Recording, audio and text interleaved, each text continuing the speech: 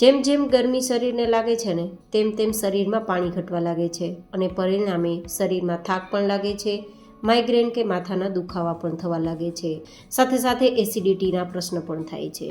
તો આ જ ડિમ્પલ્સ ડિસીઝમાં જે લાડુ શેર થઈ રહ્યા છે ને તેને દરરોજનો એક ખાવાનું રાખજો.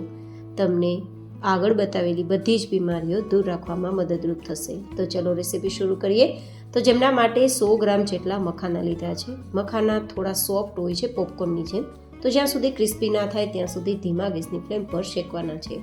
મખાના છે ને એક સુપરફૂડ છે, કારણ કે તેની અંદર પ્રોટીન છે, હાઈ કેલ્શિયમ છે, એન્ટીઓક્સિડન્ટ ભરપૂર છે અને સાથે સાથે એન્ટી એજિંગ પ્રોપર્ટી પણ છે અને શરીરને બિલકુલ પાણી નહીં ઘટવા દે, જેથી શરીરને હાઇડ્રેટ રાખવામાં પણ ખૂબ જ કારગર છે અને તેની તાસીર ઠંડી હોવાના કારણે એસિડિટીમાં પણ ફાયદા કરે છે. જો કે તમે મખાનાના તો જેટલા વખાણ કરો ને તેટલા ઓછા.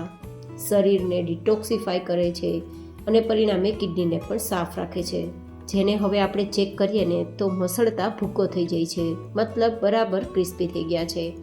હવે આપણા મખાનાને આપણે નીચે લઈ લઈશું, થોડા ઠંડા કરવાના છે તો, અને ઠંડા થઈ ગયા બાદ આપણે તેને મિક્સર જારમાં લેવાના છે.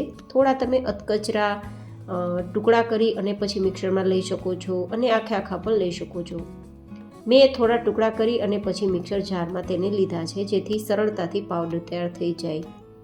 આપણે આજે જે લાડુ તૈયાર કરીશું ને તેની સાથે જે સામગ્રીઓ મિક્સ કરીશું ને તે બધા જ મિશ્રણથી જે લાડુ તૈયાર થશે ને તે સ્પેશિયલ ગરમીઓ માટે છે.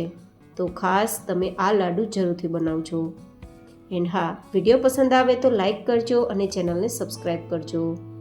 એન્ડ આ લાડુનું નામ શું રાખી શકાય તે પણ મને કોમેન્ટ બોક્સમાં જરૂરથી બતાવજો. હવે આપણે તે જ મિક્સર જારમાં બીજી હેલ્ધી સામગ્રી લેશું. 2 કપ જેટલું નારિયેળનું છીણ, થોડું મોટું હોય નાનું હોય તો પણ લઈ શકો. પાવડર હોય તો પાવડર કરવાની જરૂર નથી, પણ હું અહીંયા મોટું ખમણ હોવાથી થોડો પાવડર તૈયાર કરી લઉં છું.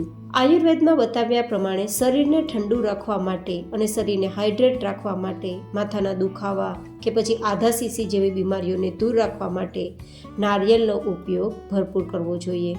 તો આ બંને સામગ્રીને આપણે ભેગી કરી લેશું. બંને પાવડર રેડી છે. તો હવે આપણે ત્રીજી સામગ્રી લેશું, જે આ મિશ્રણ સાથે મિક્સ થવાથી એક સુપર લાડુ તૈયાર થશે, જે દુનિયાના સૌથી હેલ્ધી લાડુ પણ કહી શકો.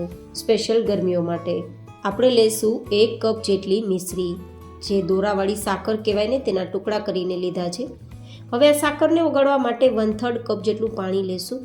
તમે મિશ્રીનો પાવડર લેતા હોય તો પછી અડધા કપ જેટલું પાણી લેવાનું. અહીંયા માત્ર આપણી સાકરને ઓગાળવાની છે. સાકર છે તે પેટને ઠંડક આપે છે, કારણ કે તે કેમિકલ પ્રોસેસ ફ્રી હોય છે, જ્યારે ખાંડ છે તે કેમિકલથી તૈયાર થાય છે. તો અહીંયા ખાસ કરીને ગરમીઓમાં અને પેટને ઠંડક આપવા માટે સાકરનો ઉપયોગ જ કરવો. હવે અહીંયા ચોથી એક હું એક્સ્ટ્રા સામગ્રી લઉં છું, જો કે ઓપ્શનલ છે, અને તે છે 2 ચમચી જેટલો ગુલકંદ.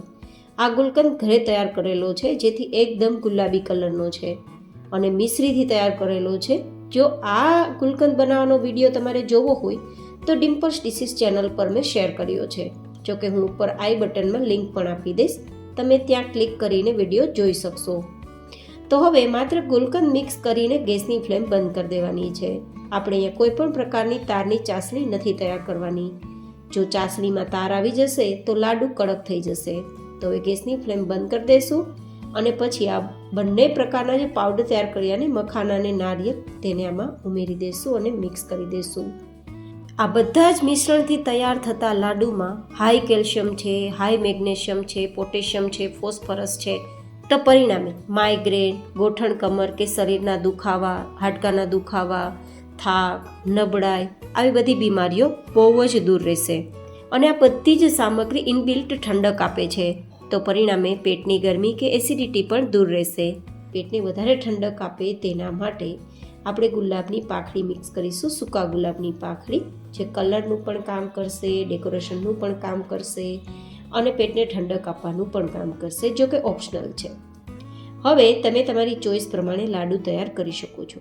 બિલીવ મી ગાઈઝ, આ લાડુમાં ઘીનો ઉપયોગ નથી થયો, તેમ છતાં લાડુ એટલા બધા મોઇશ્ચરવાળા બનશે કે વાત ના પૂછો. જેનું કારણ છે ટોપરાનું છીણ. 1-2 મહિના સુધી તેને ફ્રીઝમાં રાખ્યા વગર જ બહાર રાખીને ખાઈ શકો છો.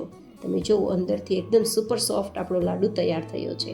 તો આઈ હોપ કે તમને મારી આજની આ લાડુ બનાવવાની રેસીપી પસંદ આવી હશે. ફરી મળીશું નેક્સ્ટ રેસિપીમાં. ત્યાં સુધી stay healthy and stay happy.